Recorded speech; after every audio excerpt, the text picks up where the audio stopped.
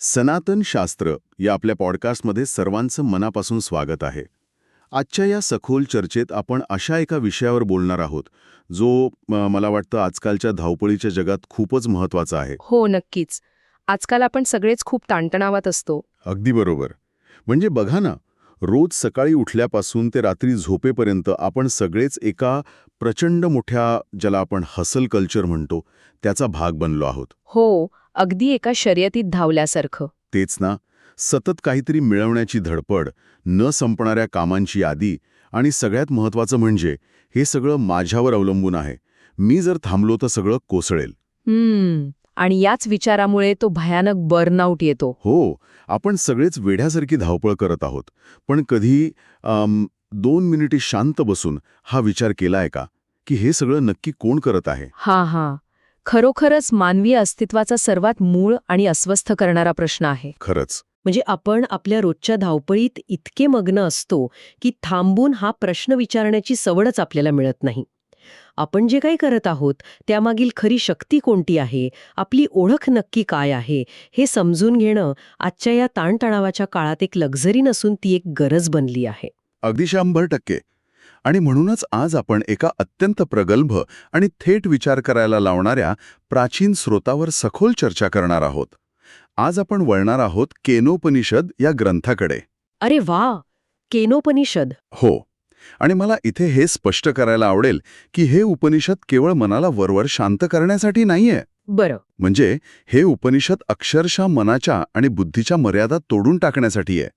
हे प्राचीन वैदिक ज्ञान आणि आजच्या आधुनिक जीवनातील आपला ताणतणाव यांची सांगड घालून जीवनाकडे बघण्याचा एक पूर्णपणे नवा दृष्टिकोन कसा मिळवायचा हे आपण आज उलगडणार आहोत. खरं तर केनोपनिषदाचं वेगळेपण यातच आहे की ते तयार उत्तरे देत नाही. अच्छा, मग ते नक्की काय करतं? म्हणजे ते असे प्रश्न विचारते जे माणसाची आत्तापर्यंतची सगळी समज मुळापासून हादरून टाकतात.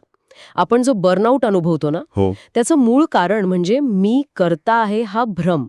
याला पण द इल्युजन ऑफ डुईंग म्हणू शकतो. म्हणजे सगळं मीच करतोय असा अहंकार? अगदी. आपण अज्ञानातून असा समज करून घेतो की आपल्या कृतीचे मूळ आपण स्वतःच आहोत. आणि केनोपनिषद याच भ्रमावर थेट वार करते. हो, आणि मला आठवतंय केनोपनिषदाची सुरुवातच एका अशा प्रश्नाने होते जो आपल्या अस्तित्वाच्या मुळावर बोट ठेवतो. त्यातील मंत्र म्हणतात, हे मन कोणाद्वारे निर्देशित केले जाते? हा प्राण कोणामुळे चालतो?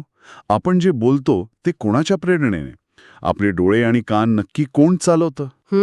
म्हणजे वरवर पाहता हे प्रश्न साधे वाटतील, पण यात एक प्रचंड मोठा अर्थ दडलेला आहे, नाही का? नक्कीच, खूपच मोठा अर्थ आहे.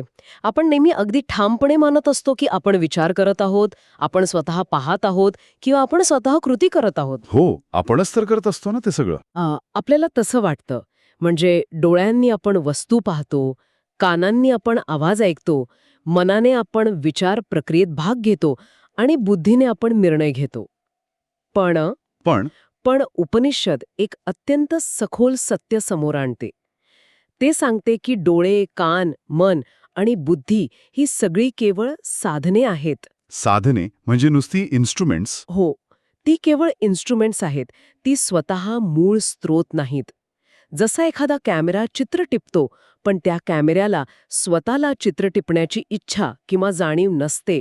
अच्छा. तशीच आपली इंद्रिय आणि मन आहेत. हे समजून घेण्यासाठी ना आपण आजच्या काळातील एखाद्या उदाहरणाचा विचार करूया. म्हणजे श्रोत्यांना जरा पटकन रिलेट होईल. हो, सांगा ना. आपल्या घरात आजकाल स्मार्ट होम सिस्टम किंवा AI स्पीकर असतात, बरोबर? हो, अलेक्झा किंवा सिरी सारखे. अगदी तेच. आपण त्या स्पीकरला म्हणतो, आजचे हवामान सांग, आणि त्यातून लगेच एक कृत्रिम आवाज उत्तर देतो. वरवर पाहता असं वाटतं की तो छोटासा गोल स्पीकर सगळं करत आहे.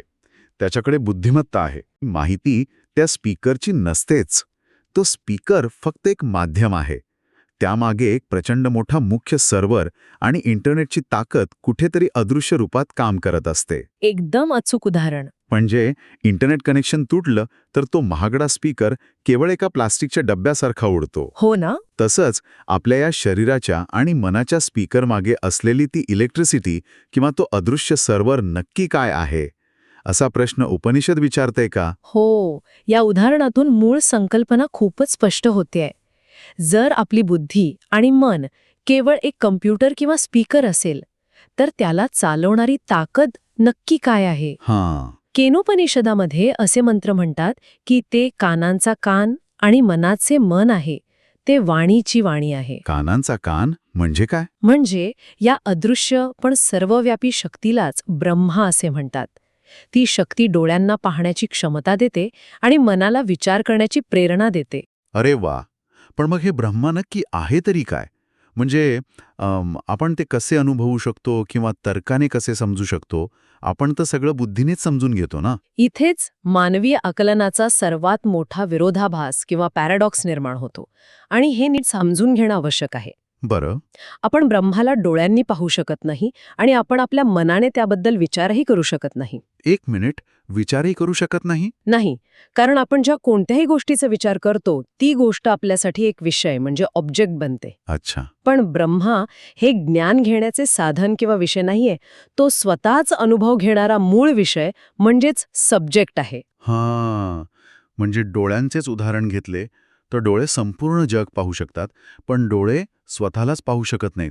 अगदी तसंच, कारण डोळे हे पाहणारे आहेत, पाहिली जाणारी वस्तू नाहीत. उपनिषद अत्यंत स्पष्टपणे सांगते की जर माणसाला वाटत असेल की त्याला ते समजले आहे, तर त्याला ते अजिबात समजलेले नाही. बापरे. पण जर त्याला माहीत असेल की ते बुद्धीने जाणता येत नाही, तर त्यानं ते जाणायला सुरुवात केली आहे, कारण ब्रह्मा हे बुद्धीच्या आवाक्या बाहेरचं सत्य आहे. इथे मात्र एक मोठी तार्किक अडचण निर्माण होते. कोणती? म्हणजे बघा, जर आपण त्याबद्दल विचारच करू शकत नाही, ते कोणत्याही तर्काच्या आणि बुद्धीच्या पूर्णपणे पलीकडचे आहे, तर मग एका सामान्य माणसाने हे ज्ञान प्राप्त तरी कसे करावे? हां, आपण आपले संपूर्ण आयुष्य बुद्धी आणि तर्काच्या आधारावर जगतो. विज्ञान, तंत्रज्ञान, आपले रोजचे निर्णय हे सर्व बुद्धीवर अवलंबून आहेत. आणि इथे उपनिषद सांगत आहे की सर्वोच्च सत्य समजण्यासाठी बुद्धीच अपुरी आहे. मग यातून मार्ग कसा काढायचा? ही अत्यंत रास्त शंका आहे. आणि खरं सांगू, बुद्धीला आपल्या स्वतःच्या मर्यादा मान्य करणं हे सर्वात कठीण काम असते. हो, आपला अहंकार आडवा येतो तिथे. अगदी. केवोपनिषदातील ऋषींना याची पूर्ण कल्पना होती की मानवी बुद्धीला आणि अहंकाराला हे सत्य स्वीकारणे किती अवघड जाईल. म्हणूनच केवळ कोरडे तत्वज्ञान सांगून न थांबता केनोपनिषदामध्ये एका अत्यंत रंजक आणि प्रतिकात्मक कथेचा संदर्भ येतो. अच्छा, कथा. हो, बुद्धी आणि अहंकाराने ब्रह्माला का समजून घेता येत नाही हे या कथेतून अगदी लख्खपणे स्पष्ट होते. ती कथा ज्यामध्ये देवांचा आणि असुरांचा उल्लेख येतो तीच ना? हो, तीच. कथेत असं सांगितलं आहे की एकदा देवांनी असुरांवर एका युद्धात मोठा विजय मिळवला. विजय मिळवल्यानंतर साहजिकच देवांच्या मनात प्रचंड अहंकार निर्माण झाला. बरं. त्यांना वाटले, हा आमचाच विजय आहे, ही आमचीच ताकद आणि आमचेच कौशल्य आहे. आपणही जेव्हा जीवनात काही यश मिळवतो तेव्हा असाच विचार करतो ना की हे सर्व माझ्यामुळे घडले आहे. हो, नक्कीच. हाच तो इल्युजन ऑफ डुईंग ज्याबद्दल आपण सुरुवातीला बोललो. बरोबर. आणि देवांचा हा अहंकार मोडण्यासाठी तेव्हा ब्रह्मा एका रहस्यमय यक्षाच्या रूपात तिथे प्रकट झाले. तो यक्ष अत्यंत तेजस्वी होता. देवांना प्रश्न पडला की हे अद्भुत रूप नक्की कोणाचे आहे? मग त्यांनी काय केलं? म्हणून त्यांनी आधी अग्निदेवाला पाठवले. अग्निदेव, जे वाणी आणि विश्वातील सर्व कर्माचे प्रतीक आहेत, ते यक्षाकडे गेले. यक्षाने विचारले, तुझ्याकडे काय ताकद आहे? अग्नीने काय उत्तर दिलं? अग्नीने गर्वाने उत्तर दिले, मी या संपूर्ण विश्वाला क्षणार्धात भस्मसात करू शकतो. तेव्हा यक्षाने त्यांच्यासमोर गवताची एक साधी काडी ठेवली आणि म्हणाला, फक्त ही काडी जाळून दाखव. अरे बापरे. अग्नीने आपली पूर्ण ताकद लावली, पण ते त्या गवताच्या साध्या काडीला जाळू शकले नाहीत. निराश होऊन ते परतले. म्हणजे ज्या अग्नीमध्ये सर्व काही जाळण्याची ताकद असते तो एका साध्या काडीलाही स्पर्श करू शकला नाही. आपला अहंकार असाच आपल्याला अंध करतो. नक्कीच. त्यानंतर वायुदेव गेले. वायुदेव हे प्राणशक्तीचे आणि गतीचे प्रतीक आहेत. त्यांनीही स्वतःच्या ताकदीचा अभिमान बाळगला. यक्षाने तीच काडी त्यांच्यासमोर ठेवली आणि उडवून दाखवायला सांगितली. वायुदेवालाही जमलं नाही का? नाही. वायुदेवाने प्रचंड वादळ निर्माण केले, पण ते ती साधी काडी जागची थोडीही हलवू शकले नाहीत. बापरे. आपली कृती आणि आपली प्राणशक्ती दोन्ही तिथे अपयशी ठरले. शेवटी देवांचा राजा इंद्र तिथे गेला. इंद्र हा आपल्या कुशाग्र बुद्धीचे आणि मनाचे प्रतीक आहे. बरं. मग इंद्राने काय केलं? पण गंमत बघा, जेव्हा इंद्रदेव तिथे पोहोचले तेव्हा ते यक्षरूप तिथून दिसेनासेच झाले. तिथे यक्ष राहिलाच नाही. याचा अर्थ बुद्धी त्या सर्वोच्च सत्याला पाहूही शकली नाही. बुद्धीने जेव्हा पकडण्याचा प्रयत्न केला तेव्हा ते रहस्यमय सत्य गायब झाले. अगदी बरोबर. पण त्यानंतर त्या यक्षाच्या जागी आकाशात देवी उमा प्रकट झाल्या. देवी उमा या उच्च अंतर्दृष्टीच्या म्हणजेच हायर इन्साईटच्या प्रतीक आहेत. त्यांनी इंद्राला सत्य सांगितले. त्या सांगितलं त्यांनी. त्या म्हणाल्या, तो विजय तुमचा नव्हता. तो यक्ष म्हणजे साक्षात ब्रह्मा होते आणि तुमच्या विजयामागील खरी शक्ती ब्रह्माचीच होती. क्या बात आहे. याचा अर्थ खूप स्पष्ट आहे. आपली वाणी, आपले प्राण आणि अगदी आपली तीक्ष्ण बुद्धीसुद्धा त्या सर्वोच्च सत्याला पूर्णपणे पकडू शकत नाही. बुद्धीला मर्यादा आहेत. हं. त्या पलीकडे जाण्यासाठी नम्रता आणि एका उच्च अंतर्दृष्टीचीच गरज असते. खरंच खूप छान कथा आहे ही. आणि हे ऐकताना मला पुन्हा मघाचंच उदाहरण आठवलं. हे अगदी मोबाईलमधील एका ॲपने स्वतःलाच इंटरनेटचा निर्माता समजल्यासारखं आहे. हो अगदी तसंच. म्हणजे एखाद्या ॲपला वाटत असेल की बघा मी किती भारी काम करत आहे, सगळी माहिती मीच प्रोसेस करत आहे. बरोबर. पण त्याला हे समजत नसतं की जोपर्यंत मोबाईलचं वायफाय चालू आहे तोपर्यंतच त्याची ताकद आहे. एकदा का वायफाय बंद पडलं किंवा सर्व्हर डाऊन झाला की ते ॲप काहीच करू शकत नाही. हो ना. आपली बुद्धी आणि अहंकार हे त्या ॲपसारखे आहेत आणि ब्रह्मा हे त्या अखंड इंटरनेट कनेक्शनसारखं आहे, ज्याच्यामुळे सर्व काही अस्तित्वात आहे. या उदाहरणावरून आपण या चर्चेच्या सर्वात महत्त्वाच्या आणि व्यावहारिक टप्प्याकडे येतो. ते कसं काय? कारण देवांच्या या कथेतून जो बोध मिळतो तो केवळ त्या पौराणिक काळापुरता किंवा जुन्या ग्रंथांपुरता मर्यादित नाही. हाच अहंकार आणि ताणतणाव आज आपण आपल्या रोजच्या जीवनात अनुभवत आहोत. हे प्राचीन ज्ञान आज आपले शस्त्र कसे बनू शकते याचा विचार करणं आवश्यक आहे. नक्कीच. जर आपण या ज्ञानाचा वापर आपल्या रोजच्या जीवनात करू शकलो नाही तर ती केवळ एक बौद्धिक कसरत ठरेल. हो. पण मग हे modern weapons for daily life कसे बनू शकते? कारण आपण सगळेच कॉर्पोरेट जगात किंवा आपल्या व्यवसायात काम करत असतो. तिथे मी करतोय ही भावना सतत निर्माण होतेच. सर्वात पहिले आणि महत्त्वाचं शस्त्र म्हणजे कर्तेपणाचा त्याग. म्हणजे कामच सोडून द्यायचं का? नाही. आजच्या जगात माणसावर सतत हा दबाव असतो की मी सगळं करत आहे, माझ्यामुळे हे चाललंय, किंवा मी चुकलो तर सगळं संपेल. हो, तोच तर बर्नआउटचा मुख्य स्रोत आहे. केनोपनिषद सांगते की माणूस हा मूळ कर्ता नाही. माणूस केवळ एक माध्यम आहे. जेव्हा मी एक माध्यम आहे असा विचार प्रबळ होतो तेव्हा जीवनातील 50% जास्त ताण आणि अँक्झायटी एका क्षणात कमी होते. खरंच. व्यवसाय असो किंवा नोकरी, निर्णय घेताना 100% क्षमतेने काम करता येते, पण त्या कामाच्या परिणामांचे मानसिक ओझे बाळगण्याची गरज उरत नाही. म्हणजे एक सर्जन ऑपरेशन करताना आपले सर्व कौशल्य पणाला लावतो, पण जीवन वाचवण्याची मूळ शक्ती त्याच्या हातात नसते. तो केवळ एक माध्यम असतो. बरोबर. अगदी अचूक उदाहरण. पण प्रत्यक्षात जेव्हा आपण ओव्हर थिंकिंगच्या जाळ्यात अडकतो तेव्हा काय करायचे? डोक्यात जेव्हा विचारांची अखंड गर्दी होते, भविष्याची चिंता सतावते, तेव्हा या तत्वज्ञानाचा उपयोग कसा करायचा? तिथेच केनोपनिषदाचे दुसरं शस्त्र कामी येते. जेव्हा मनात विचारांची गर्दी होते तेव्हा त्या विचारांशी लढून चालत नाही.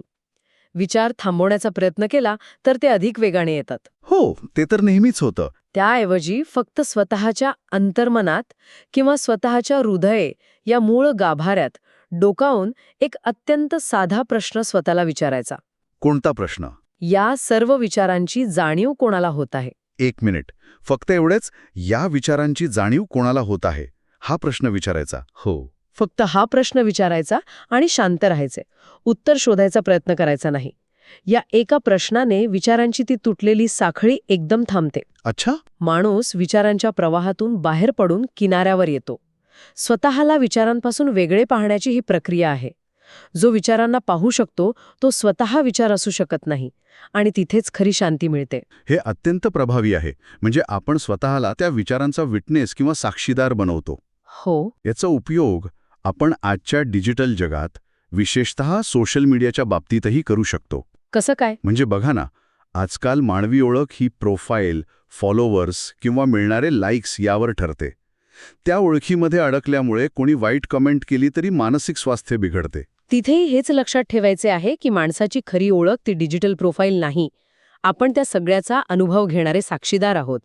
भावना, राग, अपमान हे सगळे अनुभव आहेत, पण आपण तो अनुभव घेणारी मूळ जाणीव आहोत. खरं तर इथे एका पांढऱ्या रंगाच्या कॅनव्हासचं उदाहरण चपखल बसतं. कॅनव्हास? हो, म्हणजे समाजातील आपली ओळख किंवा आपण जे काही इमेज बनवतो ती त्या पांढऱ्या कॅनव्हासवर काढलेल्या एखाद्या चित्रासारखी असते. छान विचार आहे. ते चित्र सतत बदलत असतं. कधी त्यात यशाचे चमकदार रंग असतात तर कधी अपयशाचे गडद रंग. पण खरी ओळख ते बदलणारे चित्र नसून तो मूळचा पांढरा कॅनव्हास आहे, अगदी. ज्यावर हे सर्व चित्रे उलगडत आहेत. पण तरीही तो कॅनव्हास त्या रंगांनी कायमचा डागाळलेला नसतो. तो पांढरा कॅनव्हास म्हणजे आपली ती खरी जाणीव, आपला आत्मा. खूपच सुंदर उदाहरण दिलंत. आणि सर्वात महत्वाची गोष्ट म्हणजे हा जो साक्षीदार होण्याचा दृष्टिकोन आहे तो अंमलात आणण्यासाठी घरदार सोडून हिमालयात जाण्याची काहीच गरज नाही. हो ना, आपण संसारात राहूनही हे करू शकतो. अगदी. आपण जिथे आहोत तिथे राहून हे योग साधता येते. यासाठी एक साधी 10 सेकंदांची मायक्रो मेडिटेशनची पद्धत वापरता येते. अरे वा, ही 10 सेकंदांची पद्धत आपल्या रोजच्या धावपळीत कशी बसवायची? खूप सोपं आहे. कुठेही असताना, ऑफिसमध्ये लॅपटॉप समोर, ट्रॅफिकमध्ये गाडी चालवताना किंवा घरात काम करताना फक्त काही सेकंद थांबायचे. बरं. डोळे बंद करून किंवा उघडे ठेवून आजूबाजूचे जे काही आवाज येत आहेत किंवा मनात जे काही विचार चालू आहेत त्यांच्याकडे फक्त लक्ष द्यायचे. कोणतीही प्रतिक्रिया न देता स्वतःला फक्त एक प्रश्न विचारायचा, या सर्वांची जाणीव कोणाला होत आहे? आणि त्या प्रश्नानंतर जी एक शांत जाणीव उरते, तो जो एक रिकामा अवकाश निर्माण होतो, ती शांत जाणीव म्हणजेच आपले खरे स्वरूप आहे. राग आला असेल तर विचारता येते की हा राग कोणाला येत आहे. त्या क्षणी त्या रागापासून वेगळे होता येते. आपण धावत असतो, पण त्या धावण्यामागील खरी शक्ती काय आहे याचा हा शोध खरोखरच अंतर्मुख करणारा आहे. केनोपनिषदाचा हा प्रवास म्हणजे केवळ शब्दांचा खेळ नाही, तर स्वतःच्या अस्तित्वाचा नव्याने घेतलेला वेध आहे. आणि जाता जाता या उपनिषदाच्या शिकवणीवर आधारित एक अत्यंत सखोल आणि अस्वस्थ करणारा विचार आपण सर्वांनी स्वतःबरोबर घेऊन जायला हवा. कोणता विचार? तो विचार असा आहे, जर आपण खऱ्या अर्थाने विचार करणारे किंवा कृती करणारे नाही आहोत, जर हे जीवन आपल्यामुळे घडत नाहीये, तर ते केवळ आपल्या माध्यमातून घडत आहे, तर मग आपल्या कर्मांचे फळ आपल्याला का भोगावे लागते? बापरे, हा तर खूपच मोठा प्रश्न आहे. हो ना. जर मूळ कर्तेपणा आपला नाहीच, तर मग चांगले किंवा वाईट कर्म आपल्याला कसे काय बांधू शकते? आणि यातून निर्माण होणारे जे आपले ऋणानुबंध आहेत, ते नक्की कसे काम करतात? हा विरोधाभास कसा सोडवायचा? हा खरोखरच एक प्रचंड मोठा प्रश्न आहे. जर मी करता नाही, तर मग कर्माचे फळ माझे कसे? आणि माझे ऋणानुबंध कोणाशी जोडलेत? या विचारावर मंथन करणे आवश्यक आहे. हा विचारच अनेक नवीन प्रश्नांची आणि उत्तरांची दारे उघडतो. हो. आणि हेच तर उपनिषदांचं सौंदर्य आहे. ते तुम्हाला नेहमी एका नवीन शोधावर पाठवतात. अगदी खरंय. तर श्रोत्यांनो, आजची ही चर्चा, हा सखोल विचार सर्वांना कसा वाटला? जर आजची ही चर्चा तुम्हाला आवडली असेल तर याला नक्की लाईक करा, तुमच्या मित्रपरिवारासोबत शेअर करा आणि आपल्या चॅनलला सबस्क्राईब करायला विसरू नका. नक्कीच. आणि ऐकणाऱ्या सर्वांसाठी एक प्रश्न आहे. कमेंटमध्ये आम्हाला नक्की सांगा की आजच्या दिवशी आपण कोणत्या एका गोष्टीचा कर्तेपणा सोडून देणार आहोत आणि एका साक्षीदारासारखं जगण्याचा प्रयत्न करणार आहोत. हो, सर्वांची उत्तरे वाचायला आम्हाला नक्कीच आवडेल. पुन्हा भेटूया पुढच्या वेळी एका नवीन आणि तितक्याच सखोल विषयासोबत. तोपर्यंत साक्षीदार बनून जगत राहा आणि आपलं हे ज्ञान शेअर करत राहा.